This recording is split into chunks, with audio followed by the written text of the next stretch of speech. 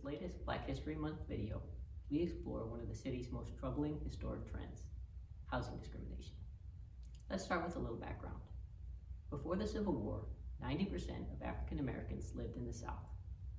Even after emancipation and the end of the war, the vast majority of African Americans stayed in the South, often working as sharecroppers or hired hands. That is until the start of the Great Migration in the early 20th century.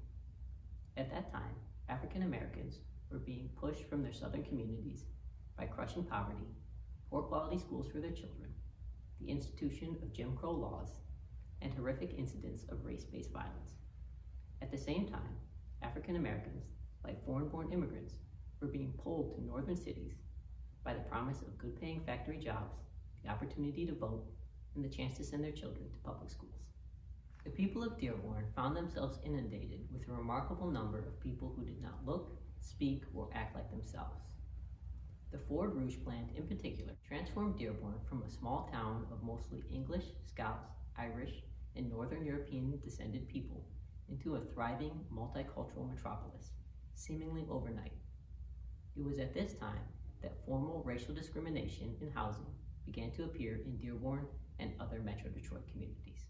In 1942, residents elected Orville Hubbard as Dearborn's mayor.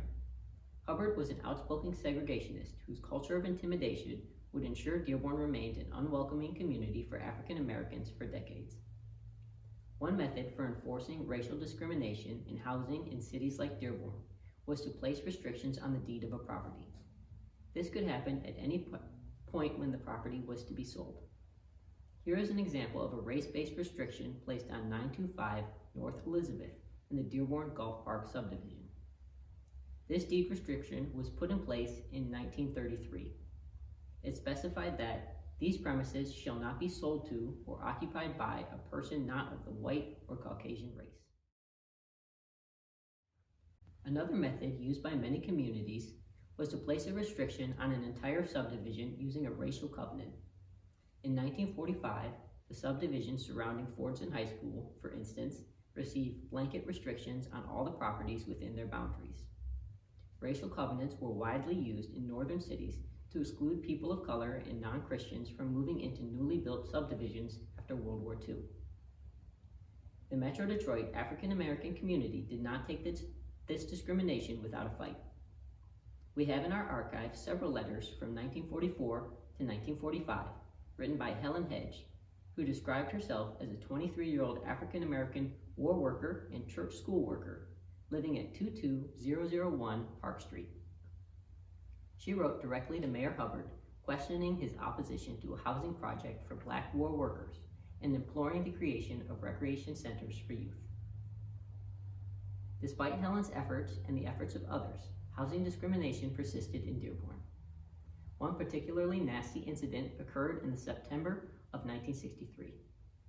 A mob vandalized a home at 7427 Kendall after neighbors falsely concluded the owner of the home, Giuseppe Stanzione, had sold it to a Black family. The violent crowd gathered after neighbors mistook Black moving company employees for new residents. The case ended up in the courts for years, with Stanzione alleging the Dearborn police were unwilling to protect him under orders from Mayor Hubbard. Formal housing discrimination practices were consistently challenged in the Supreme Court over the first half of the 20th century. Exclusionary covenants and deed restrictions were struck down in 1948. However, with each victory came new and ingenious ways that cities and states worked to restrict housing integration.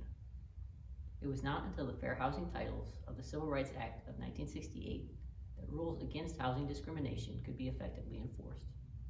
The act has been strengthened over time. However, housing inequality still exists in many communities due to informal means of discrimination. Some folks may ask what the point is of bringing up all this unpleasant history. Well, we believe that history is all around us. It impacts us every day. Although we've made great strides in recent decades, in 2010, Dearborn's African American population was still just 4% of the total. Furthermore, Metro Detroit has been rated one of the most segregated areas in the United States. Exploring issues like housing discrimination doesn't just help us understand our past. It helps to understand our present and to set goals for our future. Thank you for joining me in this week's video. We hope that you'll tune in again next week for our last Black History Month installment.